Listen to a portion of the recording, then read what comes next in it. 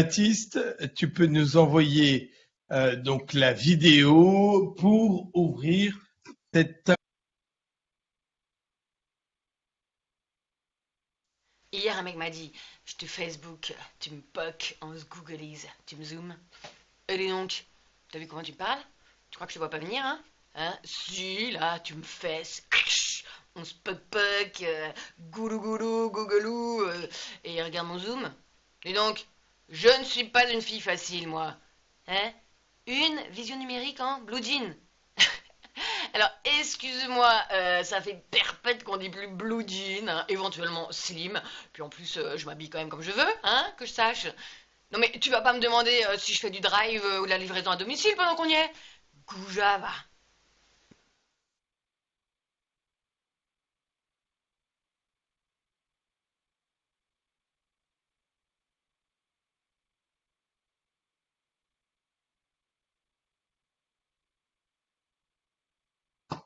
Alors, vous êtes déjà deux.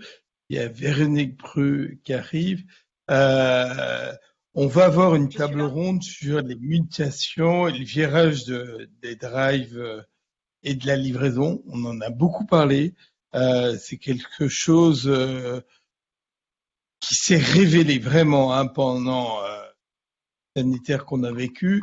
Et c'est intéressant, et je vais laisser la parole à Constant, vraiment qu'on analyse de quelle manière on peut faire avancer les choses. Ce matin, on avait une matinée avec Renaud Sorlarguin, qui est à Aix-en-Provence, et qui vraiment a travaillé sur comment aider les commerçants à se digitaliser entre guillemets, à animer leur site avec une équipe de coachs, de bénévoles, de gens voilà impliqués à la mairie qui disent ben on va aider le monde commerçant et on voit que ça aide beaucoup les commerçants et que les commerçants sont en train de peut-être qu'on va avancer sur ce virage numérique qui nous paraît obligatoire. Alors, je laisse la parole à Constant pour animer le débat. Eh bien, bonjour à tous, bonjour aux nouveaux arrivants. Donc voilà, comme le disait Pierre, hein, cette table ronde que nous allons débuter donc sur la mutation, le virage numérique, le drive et la livraison. Donc une table ronde où il y a beaucoup de choses à dire, où les cartes ont été en plus rebattues assez récemment, hein, puisque on a pu nous rendre compte que le point de vente physique, bien qu'étant essentiel, se retrouve assez vite et assez rapidement remis en question, ou en tout cas challengé. On a de nombreux commerçants qui ont digitalisé leur offre, d'autres qui vont essayer de prendre ce virage numérique, mais qui n'est pas toujours très simple à prendre. Donc voilà, c'est un peu toutes ces thématiques et tous ces données-là que nous allons essayer ensemble d'analyser, de discuter. Et donc je vais d'abord présenter les différents intervenants de cette table ronde. Donc nous avons Monsieur Sorlarguin. Alors, Renaud, on te voit pas. Est-ce que moi je vous vois. Mais on te voit pas. Je vous vois, je vous entends. Alors, qu'est-ce ta caméra à droite, t'as la caméra. J'appuie là. Non. Voilà. Non, vous alors ne partagez après, pas il y votre a vidéo. qui d'autre pendant que Renaud. Est-ce que là vous me voyez? Non. Alors, non. Donc voilà, je disais Monsieur Renaud Sorlarguin, qui est président de l'Observatoire national de la gestion de centre-ville, également expert centre-ville et commerce CEMEPA au Pays d'Aix-Territoire. Monsieur Emmanuel Ballerini, qui est délégué au secteur public local chez le groupe La Poste. Monsieur Arnaud Ernst, qui est directeur associé chez AID Observatoire. Et Madame Véronique Bru, qui est directrice générale de Commerçant Plus, filiale d'EDF. Est-ce que vous me voyez? Oui, très bien. Ah d'accord, parce que moi je ne me vois pas. Mais c'est parfait, je ne m'entendais pas et je ne voyais pas. Tout se passe bien pour l'instant. Écoutez. Donc, pour débuter cette table ronde, je voudrais m'adresser à Monsieur Sorlarguin. Mais qui n'est pas. Alors, on va peut-être commencer. Alors oui, c'est embêtant parce que moi je vous vois et vous ne voyez pas. J'ai beau appuyer sur les boutons, ça ne marche pas. Ah, C'est le contraire de. Alors, est-ce que tu peux commencer, Renaud, alors? On t'entend? Oui, donc vous voulez que je commence sans l'image alors? Peut-être. Alors, Constant. Voilà, c'était plus dans toutes les thématiques qu'on aborde en ce moment avec la digitalisation de l'offre, la digitalisation de l'offre des commerçants qui est quelque chose qui est en train de prendre une ampleur assez importante et exploser. Est-ce que il y aurait des écueils à ne pas commettre ou en tout cas des personnes à ne pas laisser sur le carreau, à ne pas oublier et comment numériser son offre tout en gardant aussi cet aspect un peu traditionnel mais aussi essentiel du commerce physique et qu'on connaît toutes et tous.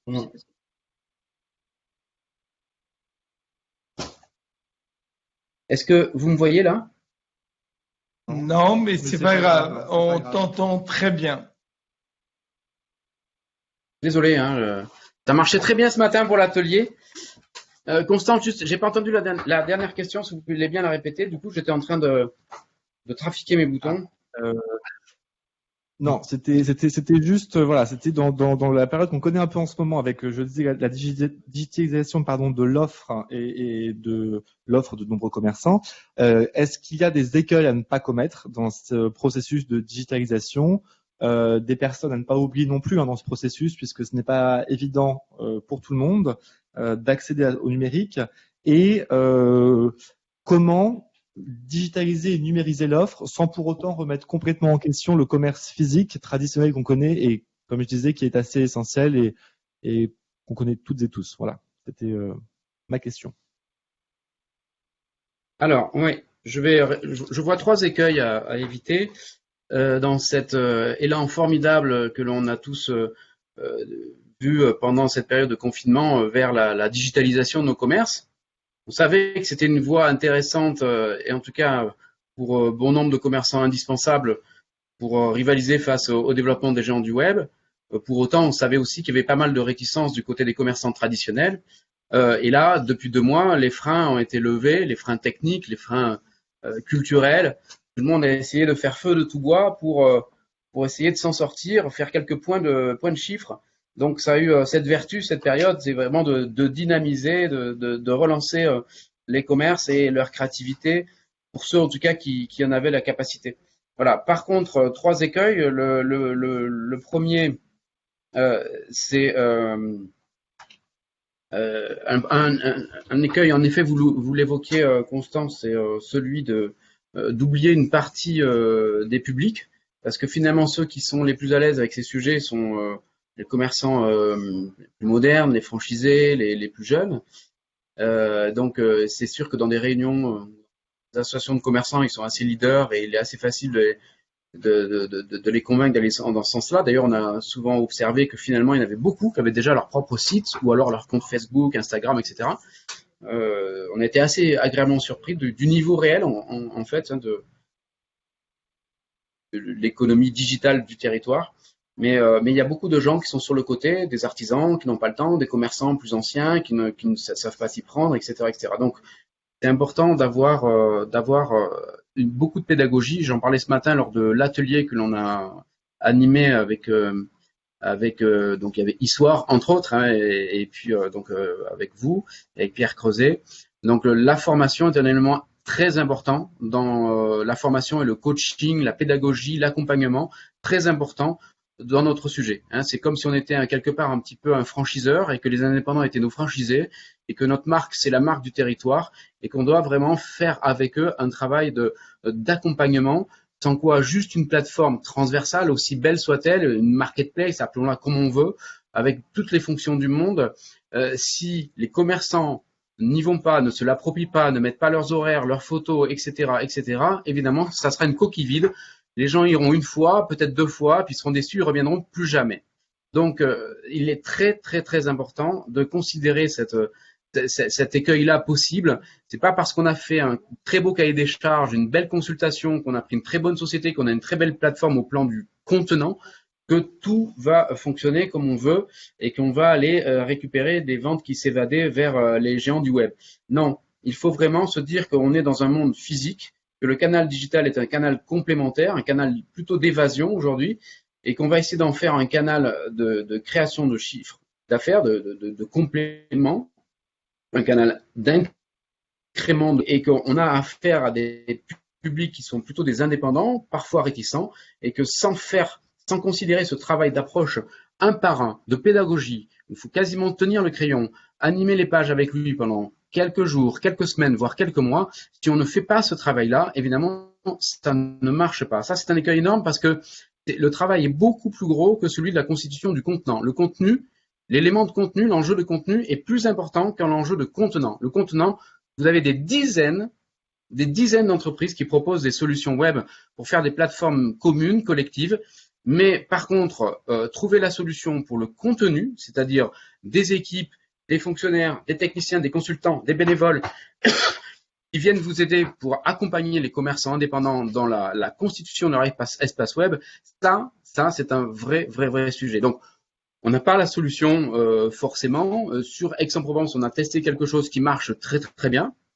Donc, modestement, on va dire que c'est vraiment sans doute optimisable, mais il y a quand même quelque chose qu'il faut retenir dans cette expérience, c'est celle d'avoir mis en place une task force il y a à peu près 3-4 semaines, juste au début du déconfinement, avec des personnes qu'on a formées, qui sont soit des fonctionnaires, soit des stagiaires écoles, et parfois des stagiaires écoles qui sont en partenariat en construction de commerce aujourd'hui pour nous accompagner. Et ce sont des personnes qu'on a briefées en termes de mission sur une fonction de coach en transition numérique. Pour la plupart, ils sont jeunes, donc ils sont tombés dans le numérique tout petit, et ils vont, par solidarité, par envie, par opportunité, par compétence, ils vont aller dans cette transition. Ça, c'est le premier écueil avec une piste de solution possible. En tout cas, à Aix-en-Provence, je vous invite à me rappeler, me contacter si vous voulez en savoir plus. Je vous donnerai tous les éléments qu'on a réalisés, le guide, la formation, le projet de convention, le projet de job description qu'on a appelé fiche de poste. Voilà. Le deuxième écueil, c'est d'avoir trop de marketplace. Renaud, on va te relaisser la parole. Je pense qu'on est vraiment sur de l'Internet de proximité. Là, on voit autant, il y a quelques années, on faisait de l'Internet pour commander des produits au loin, etc. Là, aujourd'hui, on est vraiment, c'est parfois notre voisin chez qui on va commander directement. Donc ça, c'est important. Ça veut dire que chaque ville doit se doter de ces outils. Alors, je crois que Constant avait une question à poser à la Poste, parce que la Poste, c'est vraiment de la proximité. Vous êtes partout présent dans nos cœurs de ville. Oui, tout à fait. Ma question était pour Monsieur Ballerini. C'est vrai que la transition au numérique, elle s'est engagée depuis un petit moment quand même, et on voit des plateformes qui se développent et qui fleurissent un peu partout. Chez La Poste, comment vous avez un peu engagé cet investissement dans le numérique, et comment également vous sensibilisez les commerçants à cette nouvelle donnée, ou en tout cas donnée qui est nouvelle pour certains? Bonjour à toutes et tous, et merci Pierre, merci à Centre-Ville en Mouvement pour cette invitation. Ma réponse va être un petit peu en miroir à celle de Renaud, c'est-à-dire que nous, on est un logisticien à la base, et notre réflexion, elle participe dans un premier temps de l'organisation logistique des centres-villes. Et on a observé en fait l'ensemble des initiatives qui ont pu être engagées sur les 20 dernières années, aussi bien en France qu'en Europe ou ailleurs, notamment au Japon, qui tendent à démontrer que pour atteindre son objectif de soutien au développement du commerce de proximité, et en particulier dans les villes moyennes, l'initiative, elle doit agir simultanément et de manière coordonnée sur au moins 3 leviers qui doivent nécessairement être installés en même temps. Alors, je souscris. Le premier point pour nous, c'est évidemment de fournir aux commerçants et artisans un accès à une plateforme, à une place de marché numérique de proximité dotée de services qui vont permettre d'opérer une distribution omnicanale des produits et des marchandises. Le deuxième levier, c'est d'associer à chaque place de marché un espace de logistique légère de proximité. Et puis le troisième, c'est fort évidemment d'accompagner l'ouverture de chaque place de marché d'un programme de formation au numérique pour tous les commerçants et les artisans du territoire concerné. Dans le monde de l'après-Covid, l'omnicanal va devenir un standard. Donc les commerçants et les artisans, ils doivent être nécessairement accompagnés pour se former au b.a.-ba du digital, exister sur le web, assurer la continuité de la relation avec leurs clients et leurs fournisseurs, gérer au mieux les approvisionnements et les stocks. C'est un pendant obligatoire pour nous à la réussite de la stratégie de redynamisation des centres-villes et des villes moyennes notamment. Chaque territoire, et nous on a pu l'observer à travers les appels d'offres que l'on a pu étudier, voire même ceux auxquels on a pu répondre. Chacun va vouloir mettre en place son propre dispositif de redynamisation des commerces, mais il nous semble que dans cet ensemble de briques de services que nous, La Poste, nous soutenons, l'accès aux formations numériques adaptées aux besoins et aux modes de consommation des artisans et commerçants est un prérequis indispensable. C'est un peu pour nous, c'est un peu le cœur de stratégie de déploiement de notre solution Ma Ville, Mon Shopping. Alors, je fais un petit peu de publicité, évidemment, qui s'appuie sur un parcours d'apprentissage assez simplifié d'utilisation d'une vitrine numérique de commerce de proximité. Et c'est ce qui nous a permis en fait de répondre assez présent pendant la période de confinement aux besoins des collectivités, mais aussi des chambres consulaires, des départements qui ont pu faire appel à nous, ce qui fait qu'aujourd'hui on couvre un peu plus de 3000 boutiques de commerçants et plus de 36 000 produits qui ont pu être mis en avant sur les plateformes et sur quasiment 90 départements.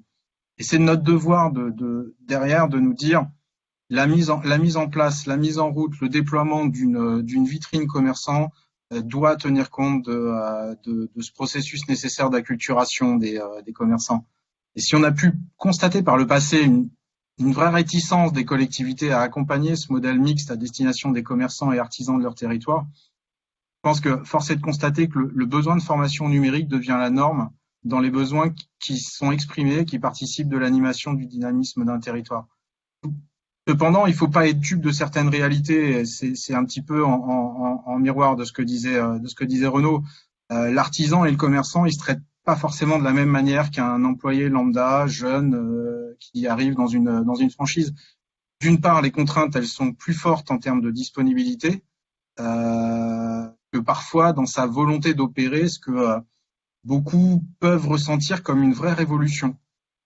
D'autre part, beaucoup sont encore aujourd'hui très très éloignés du numérique et les parcours de formation qui ont pu leur être présentés, ils sont parfois à des années-lumière de leur niveau réel de connaissance. De fait, le sujet de la formation des artisans et commerçants numériques, ça doit passer pour nous par plusieurs phases d'acculturation adaptée. La première phase, c'est évidemment une phase de test des connaissances des savoirs numériques de base.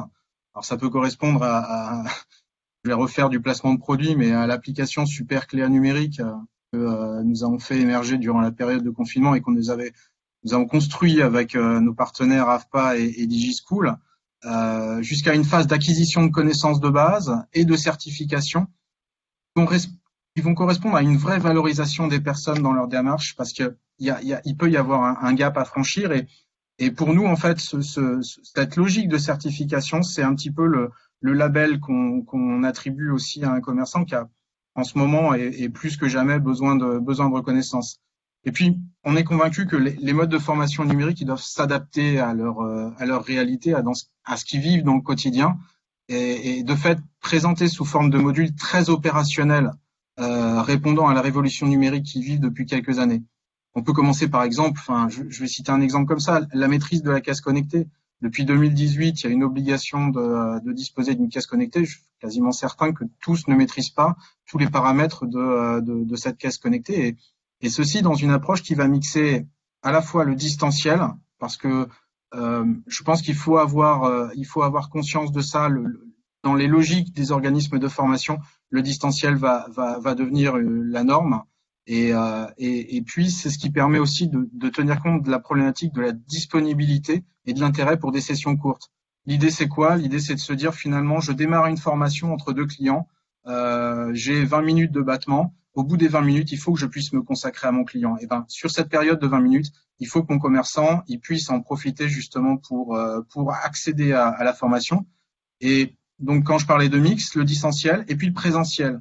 Renaud parlait de task force, de mobilisation de coach en transition numérique. Moi, je pense qu'on peut rajouter aussi un aspect, c'est l'intérêt de partager entre pairs. Et quand on est dans la logique de présentiel, ça peut être intéressant de partager entre pairs et peut-être de mixer avec des pairs qui aujourd'hui ont basculé du côté de la formation. En tout cas, nous, c'est notre conviction. Et si La Poste, elle n'a pas la prétention de jouer un rôle d'organisme de formation dans le futur, peux néanmoins d'ores et déjà vous assurer qu'on travaille à des solutions avec des partenaires qui devraient pouvoir répondre aux enjeux que je viens de vous citer. Merci beaucoup, Monsieur Ballerini. Je voudrais tout de suite donner la parole à Madame Bru, qui est spécialiste justement de tout ce qui est digital et numérique. Et c'est pour ça que cette question, elle vient un peu en résonance à ce qu'on vient de dire précédemment. Comment, en fait, la digitalisation et la numérisation doivent être perçues plus comme un atout, ou en tout cas une complémentarité au commerce physique, et non pas comme un danger ou une concurrence. Et pourquoi on peut dire justement que ces termes ne sont pas antinomiques et qui doivent se compléter.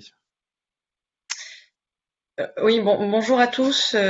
Merci d'ores et déjà un centre-ville en mouvement posé de cette invitation. Merci de me donner la parole à ce moment, parce qu'en effet, sur un élément, en tout cas quelques mots prononcés par Renaud Sorlarguin tout à l'heure, au sujet du commerce physique. Et dans commerce physique, il y a physique. En effet, c'est peut-être l'une des raisons pour lesquelles on a parfois un peu de mal à amener le commerçant à faire autre chose que ce pourquoi il est fait normalement, c'est-à-dire accueillir son client et le conseiller. Et c'est aussi d'ailleurs l'une des valeurs évidemment du commerce de proximité.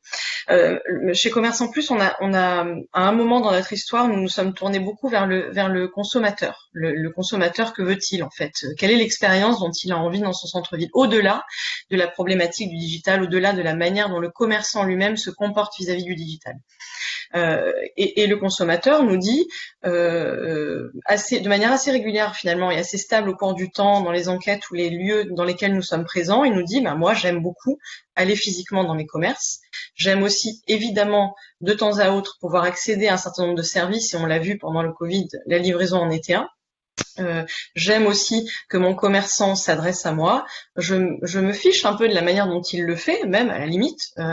En revanche, ce sont bien toujours ces éléments-là qui reviennent. Ce qui nous fait penser que, d'une part, évidemment, le numérique et le physique ne doivent pas être mis à dos. Et la numérisation ne doit en aucun cas, excusez-moi, mon téléphone sonne, je coupe tout de suite.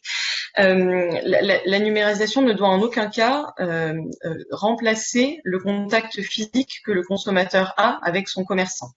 Ce qui nous semble important, c'est de préciser, j'avais mis un petit schéma là sur une slide, je ne sais pas si elle est à l'écran. Il me semble que le commerçant aujourd'hui a accès à un certain nombre d'options, et plus largement d'ailleurs la collectivité locale, ou en tout cas le centre-ville, l'association de commerçants. Et ces options, il nous semble en tout cas, doivent être mixées de manière personnalisée au niveau d'un centre-ville pour qu'il fonctionne. Alors j'avais mis quelques idées. Alors évidemment, parmi elles, il y a un certain nombre sur lesquels nous travaillons de manière tout à fait dédiée, Commerçant Plus. Il existe des dispositifs de fidélité qui sont sous-tendus en effet par des outils numériques. Quand on dit je gagne des points ou des euros en consommant dans mon centre-ville, ça veut dire que derrière le commerçant a été bien sûr équipé d'un outil pour le faire. Nous travaillons avec un éditeur de logiciels qui s'appelle Adega, qui doit être présent aujourd'hui. Il y a des outils qui ne sont pas numériques. Et j'ai mis en haut de l'autre côté l'animation. Quand je parle d'animation, je parle de temps en temps évidemment de mettre des ballons dans une ville, de temps à autre aussi d'envoyer un message à tous les consommateurs évidemment que nous captons via un dispositif de fidélité ou un CRM ou autre chose pour les prévenir d'une action particulière qui est faite au sein du centre-ville. Cette animation, elle comprend aussi, de mon point de vue, de l'accompagnement, c'est-à-dire qu'on n'est pas là pour mettre uniquement des ballons dans une ville, on est là aussi pour accompagner un certain nombre d'actions qui sont faites dans la durée, au cours du temps. Ça peut être à l'occasion de la fête des pères. Qu'est-ce qu'on peut imaginer autour de ça? J'y reviendrai tout à l'heure. Et puis il y a d'autres options qui s'offrent évidemment aux commerçants. La Poste en a très bien parlé, des possibilités de livraison, de drive ou d'autres services urbains sur lesquels on peut travailler. Ce qui nous semble intéressant, j'ai ajouté évidemment la data, puisque pour ce qui concerne Commerçant Plus, nous avons accès à de la data qui peut intéresser la collectivité locale.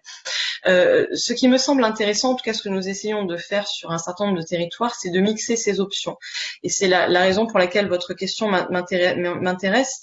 Il nous semble toujours important premièrement, de ne pas opposer le dispositif, on va dire digital, que l'on met en place dans un centre-ville et la présence physique, ou en tout cas le flux physique de consommateurs qui va venir dans son centre-ville. Pourquoi? Parce qu'il apprécie cette manière de consommer, parce qu'il apprécie le fait de recevoir des conseils en boutique, et on ne veut pas évidemment dépersonnaliser la communication qui est faite entre le consommateur et son commerçant. La deuxième chose, c'est que nous avons peu à peu acquis une conviction au sein de Commerçant Plus, qui est que effectivement, il y a cet aspect de formation des commerçants, ou en tout cas d'amener, quel que soit d'ailleurs l'outil, que ce soit une marketplace dont parlaient là les personnes présentes, mais de dispositifs de filets de centre-ville, ça revient au même. Dès lors qu'il y a un outil que l'on met en place, il y a forcément une formation. Nous avons acquis cette conviction que, bien entendu, il y a un certain nombre de commerçants qui vont se former aux outils qu'on met en place et qui vont être à l'aise, et tant mieux. Il y a un certain nombre d'autres commerçants qui n'ont pas spécialement, non seulement de temps pour le faire, pas forcément d'appétence pour ça, et c'est aussi pour cela que, de notre côté, on a plutôt tendance à privilégier une option d'animation que nous portons nous-mêmes. Et peut-être aussi, est-ce là la clé d'un certain nombre de dispositifs que l'on mettra en place dans l'avenir, c'est qu'il nous faut peut-être trouver des modèles économiques qui nous permettent de prendre en charge les sociétés comme la nôtre, comme d'autres évidemment qui existent sur le marché, qui puissent prendre en charge cette animation, prendre en charge cette formation, prendre en charge parfois, je vais vous donner un exemple concret, vous êtes installé sur un territoire, vous souhaitez pouvoir lancer, il n'y a pas nécessairement de manager de centre-ville, vous souhaitez lancer une action parce que bientôt c'est les soldes d'été, on en parle beaucoup en ce moment, eh bien cette action, nous la prenons en charge, nous allons peut-être envoyer nous-mêmes un message aux consommateurs via le CRM que nous avons mis en place, nous allons envoyer les affiches déjà repiquées aux commerçants du coin pour qu'ils les mettent sur leur boutique. Et c'est un aspect qui nous permet en tout cas de limiter un petit peu la charge portée sur les commerçants, d'une part, et limiter aussi un petit peu parfois le manque d'appétence que le commerçant peut avoir dans tous ces outils qui lui permettent de faire en sorte que l'événement fonctionne. Voilà, donc c'est intéressant que la question vienne à ce moment. Il est vrai que nous privilégions aussi beaucoup l'accompagnement, et j'ai l'intuition que malgré tout cet aspect devra se poursuivre parce qu'on n'est pas encore dans un monde où les commerçants ont suffisamment parfois d'appétence, mais aussi, tout simplement, de mon point de vue, suffisamment de temps pour le faire. Merci beaucoup. Je reviendrai sur les chiffres que vous avez mis tout à l'heure, un peu plus tard, si vous avez l'occasion de me poser des questions, effectivement, sur nos opérations sur le terrain, qui sont très intéressants aussi, ou peut-être, d'ailleurs, si vous souhaitez, je peux en parler tout de suite. Alors, je vais juste laisser la parole à Monsieur Ernst avant, mais on reviendra vers vous dans quelques instants. Merci beaucoup. Alors, Monsieur Ernst, justement, avec un peu précédemment, comment finalement on peut analyser le comportement actuel des consommateurs tout en prenant en compte finalement les envies, donc les envies de consommer sur Internet, dans le centre-ville, les craintes aussi, les craintes de peut-être avoir un service après-vente moins de qualité en ligne, les craintes actuellement d'aller dans les commerces physiques aussi, avec tout un peu tout le passé qu'on connaît malheureusement. Donc, comment on peut analyser un peu ce comportement actuel du consommateur? Je vous laisse la parole. Oui, écoutez, on va rétropédaler effectivement, puisqu'on a déjà parlé avec participants de la table ronde déjà de solutions déjà engagées. Donc on va remonter un tout petit peu le fil. Et effectivement, on a vécu un temps très particulier pendant cette phase de crise sanitaire, un temps pendant lequel on a vécu deux choses. Un consommateur qui a été évidemment contraint et donc qui s'est recentré sur des achats essentiels. Si vous l'avez dit, effectivement, alors on peut passer peut-être à la planche directement, la suivante, numéro 2, effectivement. Avec des consommateurs qui ont pris du plaisir à une certaine frugalité, il faut être assez objectif avec ça, qui ont une vraie défiance sanitaire, vous en avez parlé, qui présentent quelques signes d'agoraphobie, pas envie de se jeter tout de suite effectivement les uns sur les autres, qui ont pris un goût assez significatif à la logique de service qui leur a été proposée. qui ont vécu une consommation un peu sans contact par la contrainte, effectivement, ou avec un minimum de contact. Et on sent encore d'ailleurs que malgré les différentes strates de déconfinement qui s'organisent depuis plusieurs semaines désormais, que le consommateur, évidemment, n'est pas revenu à une consommation initiale. L'introduction de Jérôme Le Grael hier, et je reviendrai pas sur tous ces chiffres-là, effectivement, était citer des sources relativement édifiantes. On peut peut-être imaginer d'ailleurs que le commerce de centre-ville, dans un principe un peu de lucidité, va être, après les victimes évidemment sanitaires et les gens qui dans leur chair ont été évidemment très touchés par le Covid, va être effectivement une victime importante de cette crise sanitaire, avec un centre-ville qui était déjà en mutation, pour lequel le commerce n'était plus nécessairement effectivement le premier moteur du centre-ville. Actuellement, on le voit bien, notamment dans les villes moyennes. À partir du moment où il y a moins de raisons de venir fréquenter la ville, les flux ne se sont pas reconstitués. Le commerce a besoin de flux.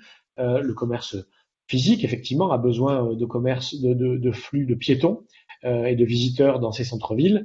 Et donc, on a eu une chance intéressante, c'est que pendant cette phase, et c'est la planche suivante, pendant cette phase, effectivement, les commerçants, alors c'est un peu, je vais être un peu provocateur, mais les collectivités et les commerçants ont fait du commerce, puisqu'effectivement, du côté des entreprises, eh bien, il y a eu une très forte orientation client. On pourrait presque dire que tout ce qu'on avait envie de les voir faire depuis 5 à 10 ans, qu'on travaillait aux côtés des collectivités, aux côtés des unions commerciales ou des commerçants, tout ce qu'on avait envie de les voir faire, ben, ils l'ont par la contrainte un petit peu réalisé pendant cette phase de confinement.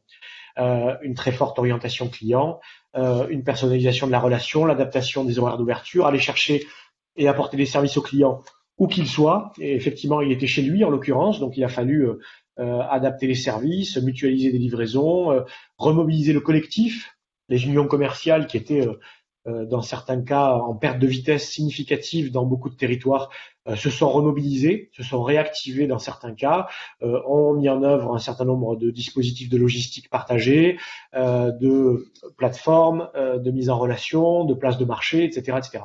Et du côté des collectivités, puisque beaucoup de maires nous écoutent, d'adjoints au maire ou de managers de centre-ville, de chargés de mission commerce dans les collectivités, là aussi, il y a eu une forte mobilisation des collectivités et on l'a constaté dans toutes nos études et toutes nos interventions pendant 2 mois et demi, sur du soutien évidemment financier, fiscal, etc., mais sur aussi des sujets de facilitation, avec un urbanisme tactique, une organisation de l'espace public un peu maligne, des stratégies de stationnement qui sont en train de s'organiser, sur des gratuités, sur des périodes effectivement pour lesquelles il sera opportun d'encourager les gens à venir fréquenter la ville, sur de la logistique, et puis sur la stimulation de la demande. On voit que les collectivités ont joué un rôle relativement important. Donc tout d'un coup, depuis quelques mois, les commerçants individuellement, par la contrainte souvent, les unions commerciales, par ce besoin de mutualisation et de remobilisation du collectif, et les collectivités, conscients malgré tout de la violence de cette crise pour le commerce indépendant, notamment de centre-ville, se sont mobilisés. Alors, faut clairement capitaliser, faut clairement que le soufflet ne retombe pas. C'est bien effectivement ce que l'on sent et ce que l'on voit. Il faut capitaliser sur toutes ces initiatives qui ont été prises, les stabiliser, les sécuriser, pour qu'effectivement tout ça tienne dans la durée. Mais je rejoins effectivement le commentaire tout à l'heure d'Emmanuel, ça devient le standard, ça va rester effectivement le standard de la relation entre un consommateur, un client et son commerçant, l'omnicanal, la boutique physique, mais aussi tout ce que l'on pourra lui apporter en termes de services et en termes de digital. Donc effectivement, la crise va avoir un impact important. On a conscience que nos centres-villes vont continuer à voir de la vacance commerciale se développer. On attend, et tous les observateurs sont assez clairs par rapport à ça, un nombre de défaillances significatives d'entreprises dans nos centres-villes et notamment dans les villes moyennes. Ils vont encore passer une fin d'année avec des flux qui ne se sont pas reconstitués, avec des touristes qui ne sont pas encore revenus, avec des actifs qui sont pour le moment encore beaucoup en télétravail ou qui ne sont pas encore retournés au bureau. Donc des raisons de venir fréquenter la ville qui ont évidemment baissé, sans compter évidemment les bars, les restaurants, les festivals, les cinémas, le tourisme, la culture qui va redémarrer quand même en douceur. On va enregistrer en 2021 un certain nombre de défaillances d'entreprises. Et donc, on est convaincu qu'aujourd'hui, il faut effectivement globalement que tous les acteurs se remobilisent et se mobilisent pour changer de braquet, hein, et travailler sur des plans d'action très volontaires sur toutes ces questions, et notamment ces questions d'offres digitales et de services. Alors, ouais, juste un petit mot avant que Constant reprenne la parole. On a énormément de questions, de commentaires par rapport à ce sujet qui est hyper important aujourd'hui pour les élus. alors, vous parliez à l'instant, Monsieur Ernst, hein, justement de la livraison et de comment s'organiser avec ces nouvelles données, mais en tout cas ces données plus répandues. Et du coup, ça me fait rebondir, hein, sur une question que je souhaiterais adresser à Monsieur Ballerini. Finalement, ce commerce en ligne et cette numérisation un peu de l'offre, tout ça a un peu mis sous le feu des projecteurs la livraison, mais aussi toutes les questions un peu de logistique légère de proximité, c'est-à-dire comment on est amené aussi à penser globalement nos centres-villes et les organiser au mieux pour ces systèmes de livraison. Alors vous, du coup, comment vous analysez un peu cette dynamique ? Je vais utiliser la première phrase d'introduction de Madame Bru dans Commerce physique, il y a physique. Et je voudrais dire, je me réjouis d'être dans une même table ronde où on va mettre en regard le sujet de la transformation numérique et celui de l'évolution des modes de livraison, en citant par exemple les drives. Tout ça traduit concrètement l'accélération et l'évolution de ce qui nous porte depuis quelques années au sein de la direction de développement des territoires au groupe La Poste, et l'omnicanalité. En effet, c'est une bonne manière d'amener le sujet. On est en train de dire que le commerce d'hier, sans doute, n'existe plus, ou en tout cas est en mutation. Quand je dis le commerce d'hier, j'entends un lieu de distribution et de livraison qui sont réunis en un même lieu, en un même endroit. Le commerce aujourd'hui, c'est un lieu de stock de production qu'on est capable de mettre en valeur tant au travers d'une marketplace que sur un lieu physique qui va être identifié physiquement. Et le produit, il doit être rendu accessible de la même manière pour une personne qui va être à distance, donc en créant un parcours de bout en bout allant de l'espace de stockage jusqu'au domicile de l'acheteur. On pensait jusqu'à peu que cette réflexion, elle valait que pour certains commerces, soit principalement pour des objets physiques non périssables.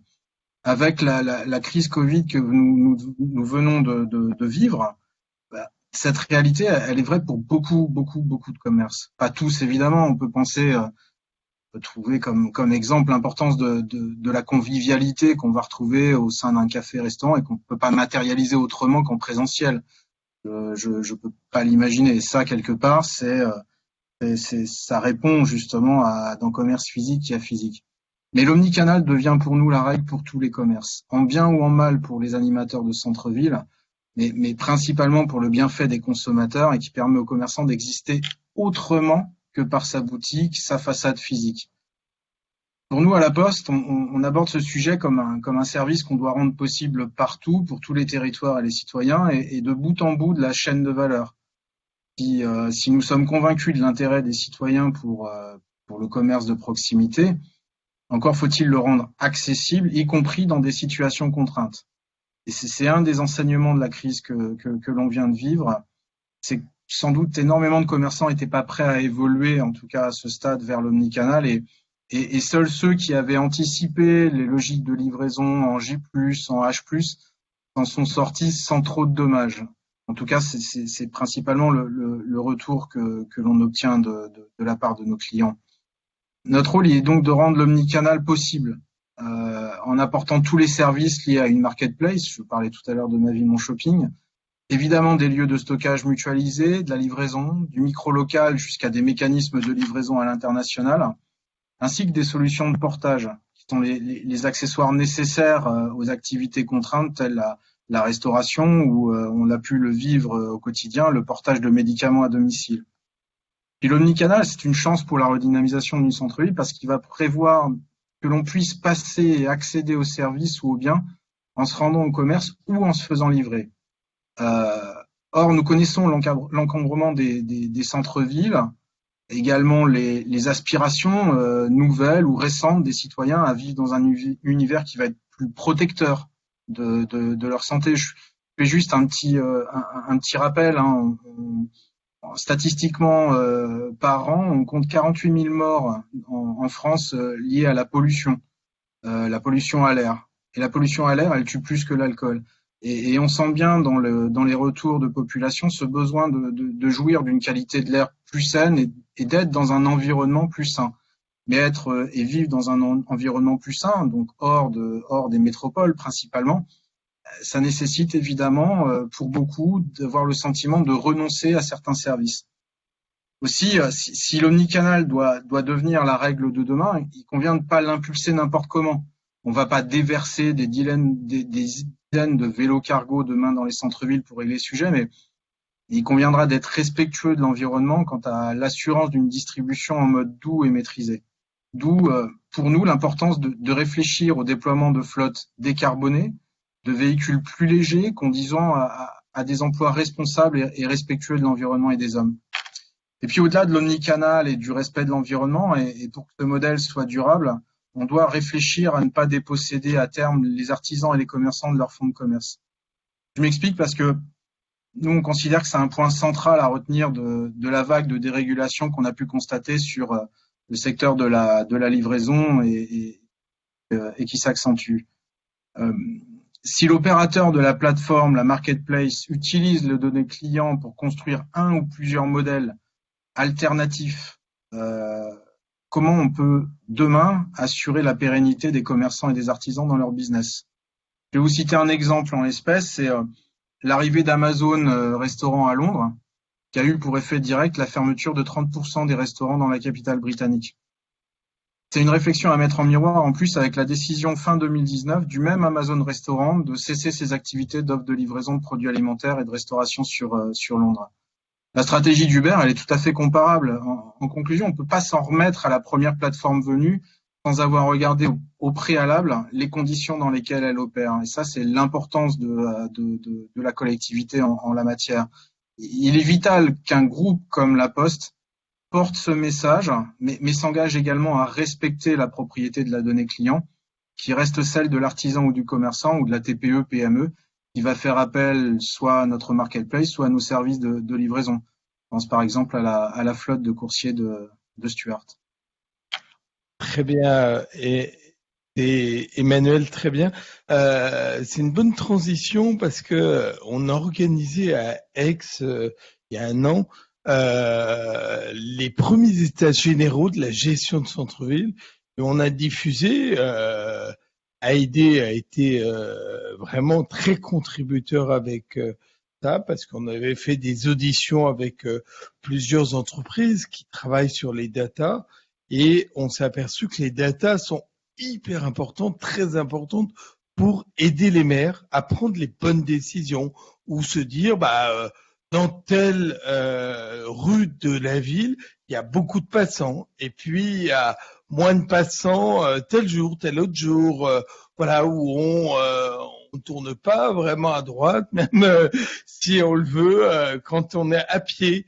Voilà, des exemples qui sont assez concrets et qui permettent de voir comment se passent les choses. Alors c'est sûr que on a les chiffres de l'INSEE, mais les chiffres de l'INSEE, ils ont 4 ans de retard entre guillemets.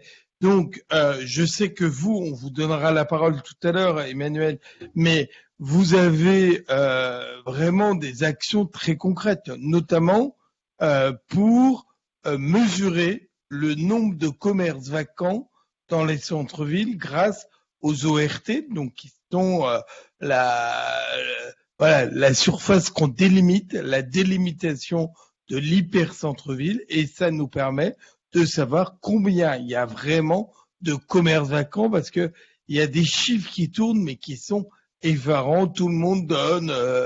On voyait hier que des chiffres sur la ville de Pau quand le maire parlait qu'il y avait d'autres personnes qui donnaient des chiffres effarant, tandis qu'on voit bien, nous, qui venons dans les centres-villes, que les choses bougent.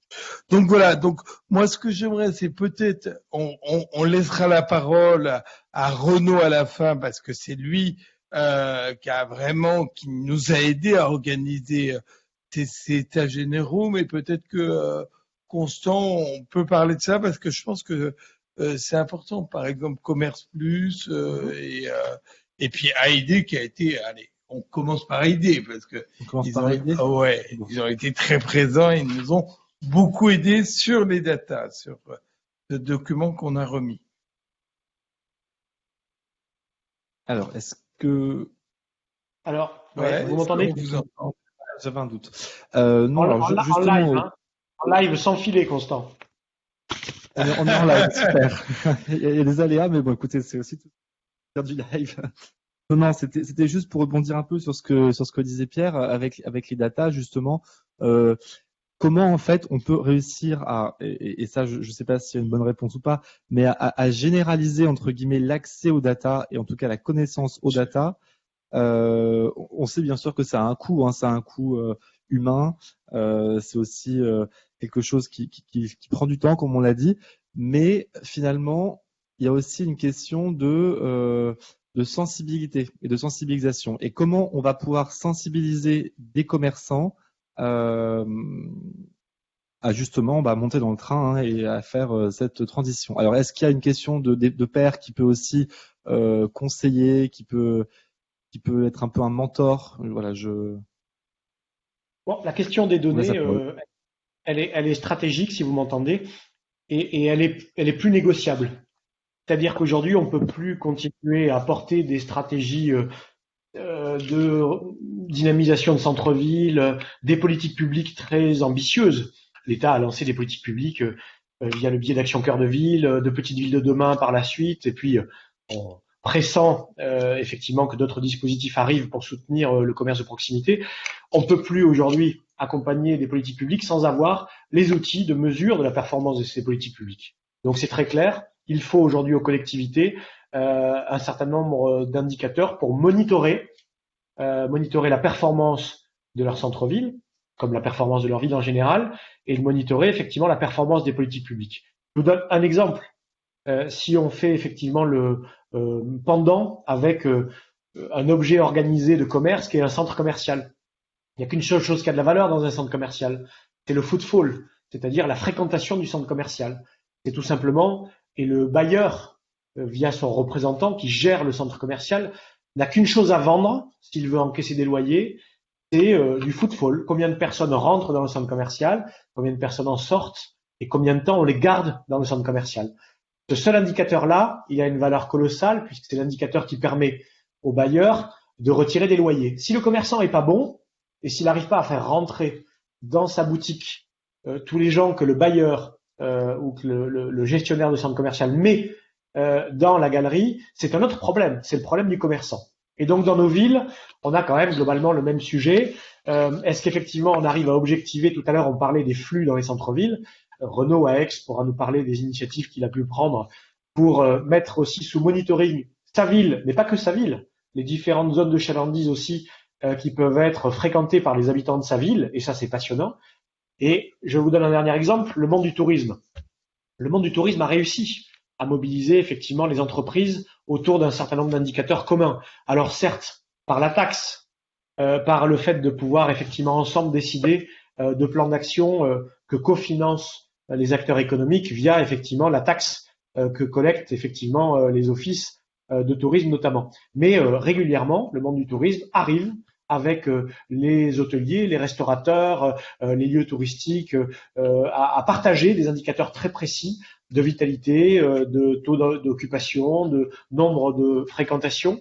Il va falloir vraiment qu'on passe là aussi, qu'on change de braquet sur ces sujets-là avec les entreprises. Il y a quelques projets aujourd'hui qui vont dans ce sens.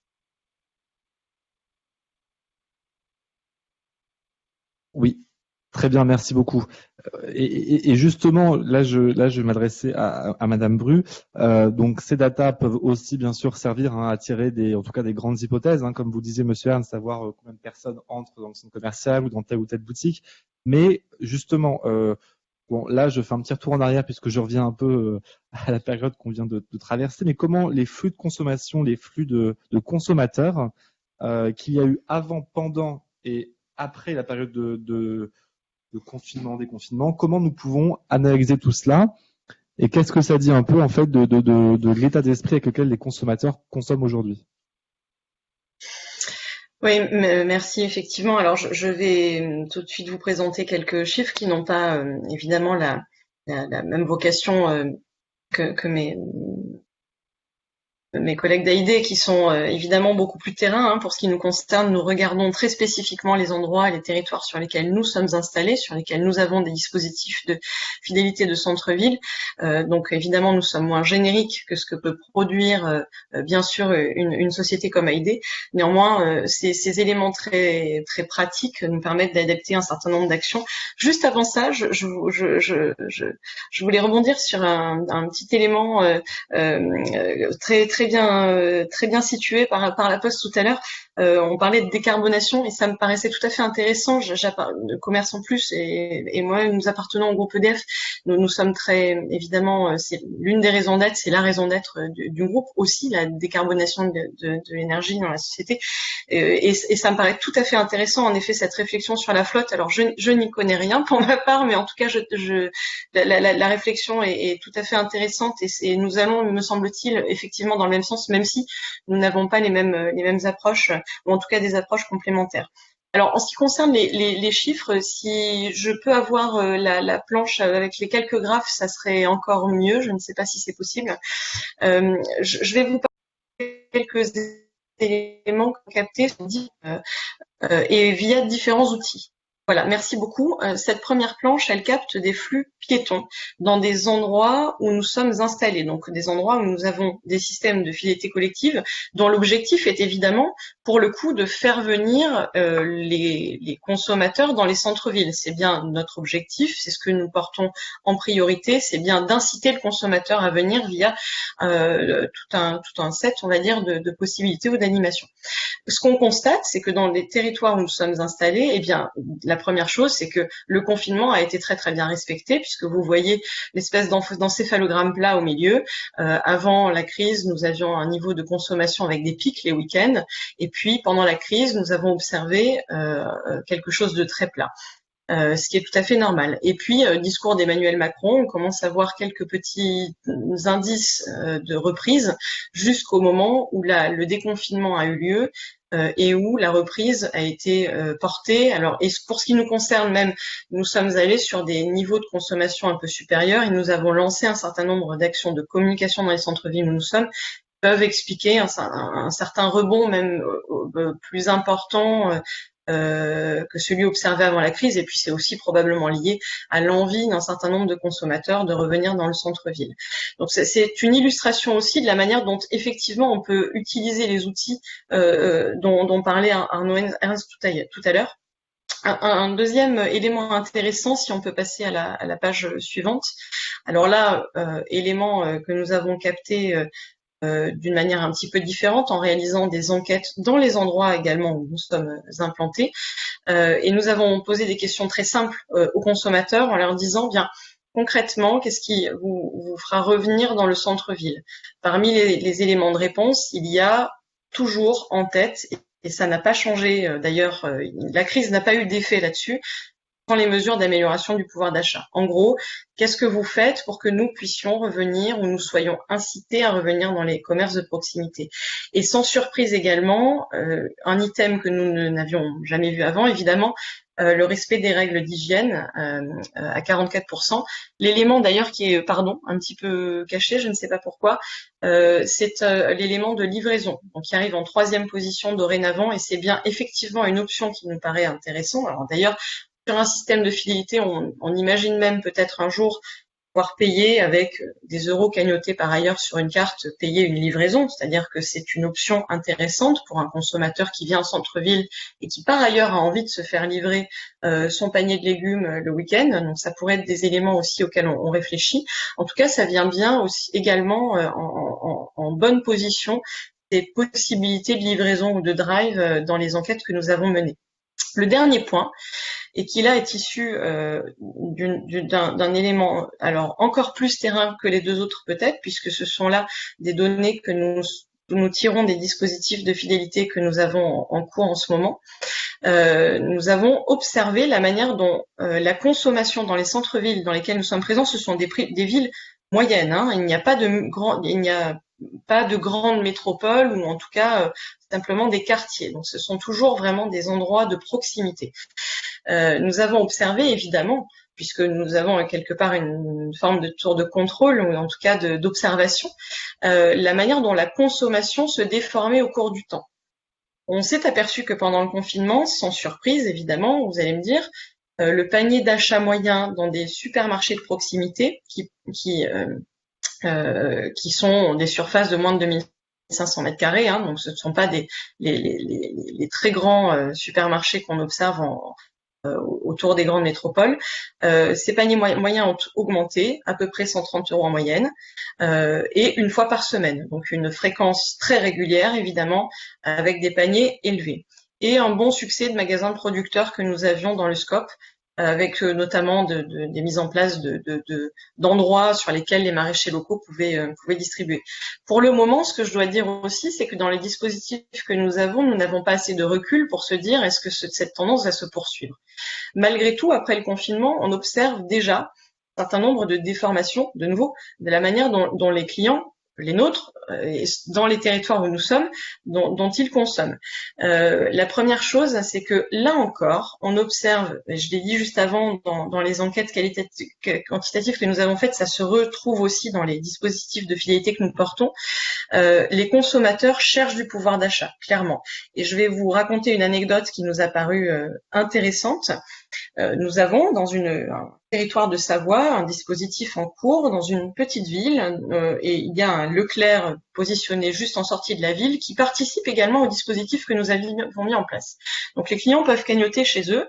Évidemment, ils ne peuvent pas utiliser en revanche ce pouvoir d'achat chez Leclerc. Ils ne l'utilisent que dans le centre-ville. C'est tout l'intérêt évidemment de dispositifs de ce type. Leclerc, du fait des mesures barrières d'hygiène, etc., nous a dit bon ben là on va devoir simplifier un certain nombre de choses et nous n'allons pas pouvoir cagnotter les cartes comme nous le faisons d'habitude pour des questions voilà un peu exceptionnelles d'hygiène. Bon, dont acte, hein, on s'est dit voilà c'est dommage mais c'est comme ça. En sortie de confinement, les clients sont retournés dans leur Leclerc. Nous leur avions dit, nous avions informé par mail les consommateurs que nous pouvions bien entendu, et Leclerc était d'accord, prendre en charge tous les achats qui avaient été faits pendant le confinement et bien sûr cagnoter les cartes du territoire en question à la sortie du confinement.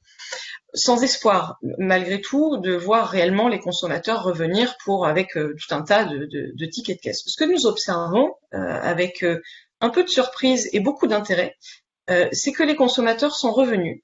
Ils avaient gardé 7, 8, 9, 10 tickets de caisse pendant toute la durée du confinement, qui leur a permis pour un certain nombre de cagnoter 10, 12 €, 8 €. Bon, évidemment, ça dépend des situations. Et ces personnes sont bien revenues avec l'ensemble des tickets. Donc ça, c'est le premier point qui est intéressant, non pas du point de vue de nos dispositifs, même si évidemment, ça nous apprend aussi beaucoup de choses sur nos dispositifs, mais aussi du point de vue, on va dire, plus général, sociologique ou de consommation. La deuxième chose, c'est que nous observons, et c'est une note malgré tout un petit peu d'espoir, que dans les villes où nous sommes implantés, la consommation repart et est revenue à la fréquentation, hein, je parle de fréquentation, pardon, est revenue au niveau d'avant-crise. Donc on observe effectivement que la fréquentation de boutiques, notamment de vêtements d'enfants, de chaussures, de soins du corps, et d'ailleurs aussi de vélos évidemment, et tout ce qui concerne le plaisir est revenu. Ça c'est un point qui évidemment est important. C'est moins net dans les services, mis à part quelques services spécifiques comme la cordonnerie. Ce que nous observons encore mal, c'est évidemment le volume de chiffre d'affaires qui va être réalisé. C'est-à-dire que pour l'instant, on a un recul partiel. On voit qu'il y a eu une espèce de décollage très rapide, probablement parce qu'il y avait des dépenses qui n'avaient pas été faites, notamment dans le domaine de la chaussure. Nous n'avons pas encore assez de recul pour regarder l'impact chiffre d'affaires et notamment en perte de pouvoir d'achat que ça pourrait avoir sur les centres-villes. Quoi qu'il en soit, ce sont des éléments que je souhaitais vous partager parce qu'il me semble intéressant, en tout cas dans une démarche de réflexion de long terme, dans la manière dont on retrouve une forme de fréquentation dans le centre-ville. Merci beaucoup. Oui. Merci beaucoup. On va peut-être passer à Emmanuel pour que tu nous parles, notamment parce que on va vraiment ouvrir un petit truc par rapport aux boutiques vacantes. Dans les datas, c'est quelque chose d'important aussi pour les élus de voir un peu l'évolution boutique. Alors, est-ce que tu es présent, Emmanuel? Je pense que oui, mais y est. J'étais malheureusement en de batterie, il a fallu que je me déplace au sein du bureau. Rebonjour. Oui, on pose la question juste parce qu'il nous reste quelques minutes sur cette table ronde avant que Renaud clôture. Je voulais voir un peu par rapport au dispositif que vous mettez en place sur les commerces vacants. Comme on parle des data, je trouvais ça intéressant. D'accord. Alors déjà fixer une espèce de contexte, c'est-à-dire que La Poste, de par son activité, génère et collecte un nombre de données que vous imaginez assez considérable. De fait, nous avons pris la décision il y a quelque temps maintenant de travailler à l'émergence d'une plateforme de modélisation et de valorisation de ces datas qui s'appelle Géo-intelligence des territoires. Et puis, bon, certains le savent, moi je suis au sein du groupe en charge du suivi du programme Action Cœur de Ville. Et dans ce cadre-là et en copilotage avec la Caisse des dépôts, la Banque des territoires, on s'est un peu challengé en fait sur le sujet de la vacance commerciale. Alors, moi j'ai une certaine appétence pour le sujet dans le cadre de mes missions qui fait que il me paraissait en fait fondamental de se positionner sur ce sujet-là. Et la première des questions à régler était la question de la définition. Je crois, Pierre, que c'est toi qui en parlais tout à l'heure. La vraie difficulté en fait de la mesure de la vacance commerciale, c'est sur quelle base on définit la vacance commerciale. Il faut tenir compte évidemment de la saisonnalité, il faut tenir compte d'un périmètre, et puis il faut tenir compte aussi d'un mode de comptage. Certaines structures qui assurent le suivi de la vacance commerciale, et c'est pour ça qu'on dispose assez souvent de chiffres assez dissonants en fonction des territoires, en tout cas ce qu'on a pu constater. Certaines structures vont appliquer des modes statistiques, c'est-à-dire qu'on va considérer sur une strate de collectivités, on va les constater sur 3-4 collectivités qui a un taux de vacance commerciale de 10%, et on va appliquer sur la strate ce taux-là. Nous avons décidé en fait de nous appuyer sur nos assets propres qui font que vous savez, le slogan de La Poste, c'est pour tous, partout, tout le temps. Et un des enjeux, c'est de dire finalement, la population, notamment des villes moyennes, voit des postiers tous les jours. Et dans quelle mesure, en fait, on peut valoriser cette connaissance des territoires à travers un outil qui sera disponible pour les collectivités. Et donc, on a travaillé ce sujet-là dans le cadre d'Action Cœur de Ville. Donc aujourd'hui, tu parlais des périmètres ORT, les périmètres d'opération de revitalisation de territoire, je crois qu'il y en a 96 qui ont été validés sur les 231 territoires d'Action Cœur de Ville.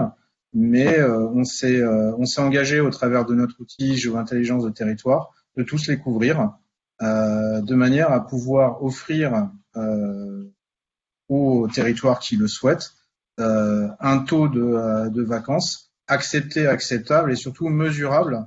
Et je pense que le plus important, il est là quand on mène une politique de redynamisation de son territoire. On considère que c'est très important d'avoir une connaissance réelle de ce dernier et des évolutions de ce dernier.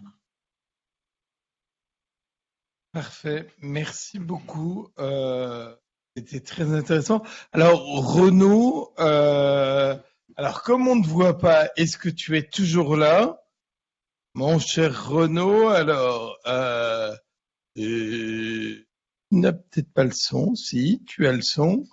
Est-ce que tu es toujours là? Non. Juste pour les ORT, c'est vrai qu'on a une centaine, on a 50% dans Action Cœur de Ville, mais on a aussi des villes qui sont pas dans Action Cœur de Ville, qui ont mis en place des systèmes d'ORT. On est à 151. Donc c'est important, ça. Ça veut dire que aujourd'hui, c'est vrai que les lois sont en train d'évoluer. Et je pense que de définir un périmètre, on n'est pas toujours d'accord entre les élus. Les élus sont pas toujours d'accord, mais c'est important de définir le périmètre du centre-ville. Alors pour conclure, parce que juste, ouais, si vous voulez prendre la parole, Emmanuel, et après je conclue. Il faut aussi tenir compte très rapidement, mais c'est important de le noter. La vocation première et l'intérêt premier, c'était de se poser la question de la vacance commerciale des périmètres de centre-ville. Ne perdons pas de vue que le périmétrage ORT est un périmétrage très politisé et qui, de temps en temps, dépasse le strict cadre de l'hypercentre. Parfois même recouvre plusieurs. Moi, j'ai constaté dans certains cas de figure deux communes avec une concentration commerciale qui est pas toujours très simple à mesurer en l'espèce. Donc c'est important d'avoir une vision globale, c'est important d'avoir une vision spécifique au périmètre ORT. Et pourquoi je dis spécifique au périmètre ORT, c'est parce que tout simplement des crédits d'aide publique vont pouvoir être mobilisés pour la redynamisation des commerces de centre-ville, spécifiquement dans le cadre d'opérations liées aux ORT. Donc c'était important peut-être de spécifier cet élément.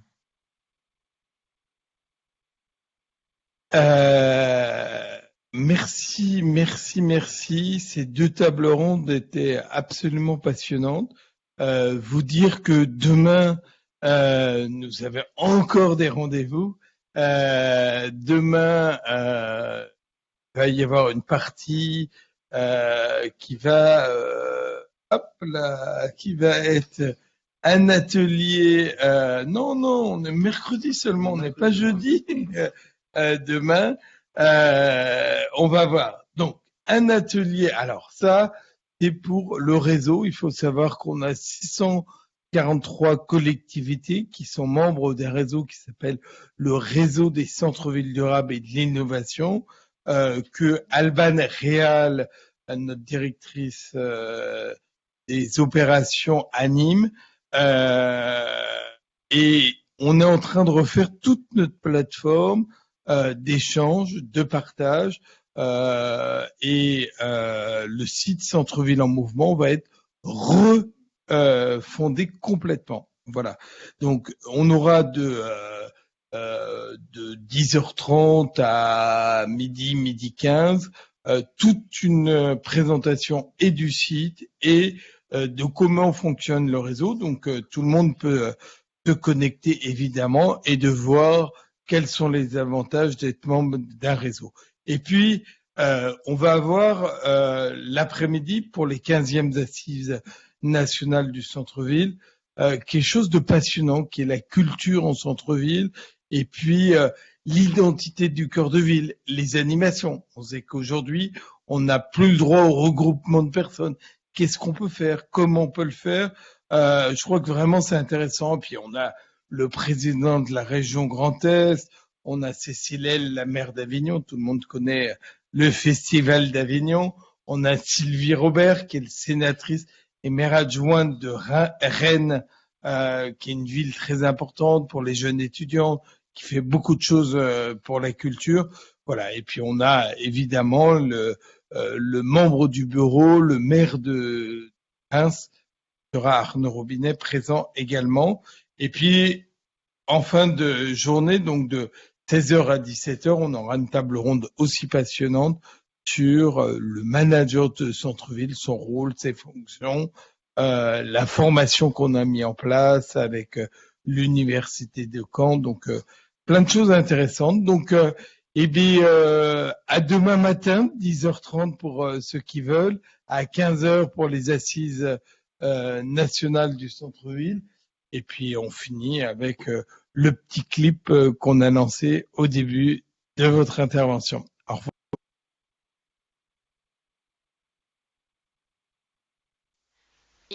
m'a dit, je te Facebook, tu me poques, on se googleise, tu me zoomes. Et dis donc, t'as vu comment tu parles? Tu crois que je te vois pas venir, hein? Si, là, tu me fesses, on se poc-poc, goulou goulou, gougelou, et regarde mon zoom. Et donc, je ne suis pas une fille facile, moi. Hein? Une vision numérique en blue jean. Alors, excuse-moi, ça fait perpète qu'on dit plus blue jean, hein, éventuellement slim. Puis en plus, je m'habille quand même comme je veux, hein, que je sache. Non mais tu vas pas me demander si je fais du drive ou de la livraison à domicile pendant qu'on y est? Goujava.